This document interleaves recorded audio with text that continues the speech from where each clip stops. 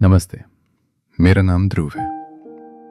आज मैं आपको एक कहानी नहीं बल्कि अपने जीवन का वो दर्द और वो संकल्प बताने जा रहा हूं जिसने मुझे धरती से उठाकर पूरे ब्रह्मांड के बीच ला खड़ा किया। बचपन का भ्रम और पहला अपमान मेरा जन्म महल में हुआ था, पर बचपन वनवास में बीता। 7 साल की उम्र तक मुझे पता नहीं था कि मेरे पिता कौन है। मेरी माँ सुनीति बहुत शांत, दयालु और कोमल थी। उनसे पूछने पर उन्होंने मुझे बताया कि मेरे पिता महाराज उत्तनापद एक महान राजा है। यह सुनकर मेरे मन में उनसे मिलने की इच्छा हुई। एक दिन मैं माँ की आज्ञा लेकर महल पहुंच गया। मैंने पिता को उपवन में देखा, फूलों के बीच बैठे हुए। मैं भाग कर गया, उनके चरण छुए और कहा, महाराज, मैं आपका पुत्र ध्रुव हूं। महाराज उत्तनापद खुश हो गए, मुझे गोद में बिठा लिया। उस पल लगा जैसे मैं दुनिया का सबसे खुश बच्चा हूं। और तभी मेरी सौतेले मां सुरुचि आ गई, खूबसूरत पर उतनी ही घमंडी और ईर्ष्या से भरी। मुझे पिता की गोद में देखकर उनका चेहरा जल उठा। उन्होंने चिल्लाकर कहा, तुम यहां कैसे आ गए? तुम्हारी हिम्मत कैसे हुई? उन्होंने मुझे झटके से खींचकर नीचे फेंक दिया। मेरे पिता चुप रहे। उनका ये मौन मेरे लिए सबसे बड़ा दर्द था। सुरुचि ने गुस्से से कहा, इस महल में तुम्हारी या तुम्हारी मां की कोई जगह नहीं। राजा सिर्फ मेरा पुत्र उत्तम बनेगा।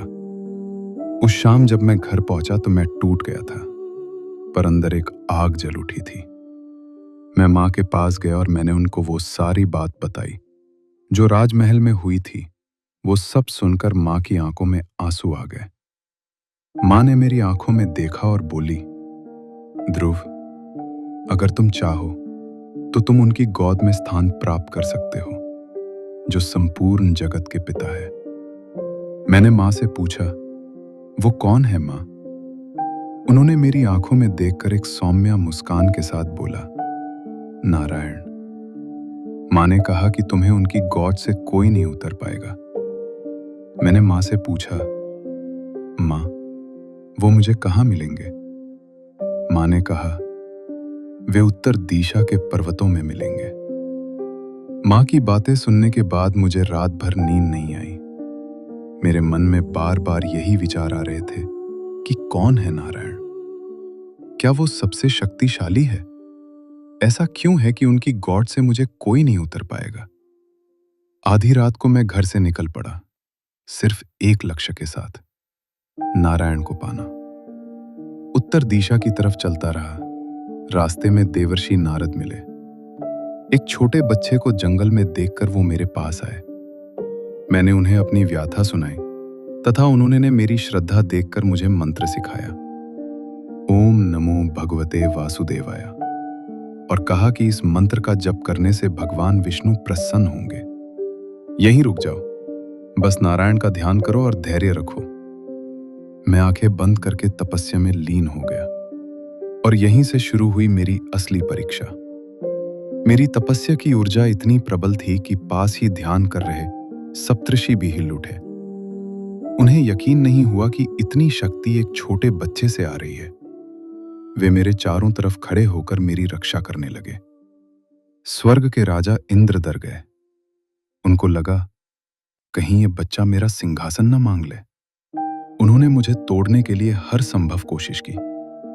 पहले वे मेरी मां का रूप धर कर आए, मुझे घर वापस ले चलने की विनती की।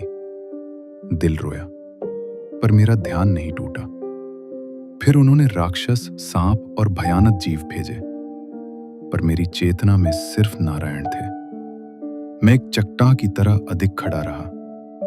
जब मेरी तपस्या चारम पर पहुंची तो स्वयं विष्णु ने इसे महसूस किया।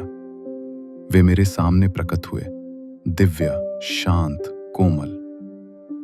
मैंने आंखें खोली तो मुझे मेरी आंखों पर विश्वास नहीं हुआ। शब्दों में वर्णित ना कर पाने जैसा सौंदर्य था मेरे प्रभु का। उनको देखकर मेरी आंखों से अश्रुधारा बहने लगी। सारा दर्द उसी पल समाप्त हो गया। प्रभु ने मुझसे पूछा, ध्रुव, तुम क्या चाहते हो? और सच कहूं तो मुझे अब कुछ नहीं चाहिए था। मैं उन्हें पा चुका था जिसे पाने हेतु कई ऋषि मुनियों के सैकड़ों जन्म लग जाते हैं। इससे पहले कि मैं कुछ बोलता, उन्होंने मुझे उठाकर अपनी गोद में बैठा लिया। तब मुझे एहसास हुआ कि मैं उन्हें पा चुका था जिसे पाने हेतु कई ऋषि मुनियों के सैकड़ों जन्म लग जाते हैं। मेरी भक्ति से प्रसन्न होकर उन्होंने मुझे आकाश में एक ऐसा तारा बना दिया, ध्रुव तारा। उन्होंने सप्तऋषियों को भी मेरे चारों तरफ तारे बनाकर स्थापित कर दिया। आज भी जब आप रात का आसमान देखेंगे तो मैं वही दिखूंगा, कभी न हिलने वाला ध्रुव तारा, अटल, अडिग, अविचल। मैंने आखिर वो हासिल कर लिया था जो मैंने ठाना था। मैं इस बात का प्रमाण हूं कि जब संकल्प सच्चा होता है तो पूरी सृष्टि आपके सामने झुक जाती है।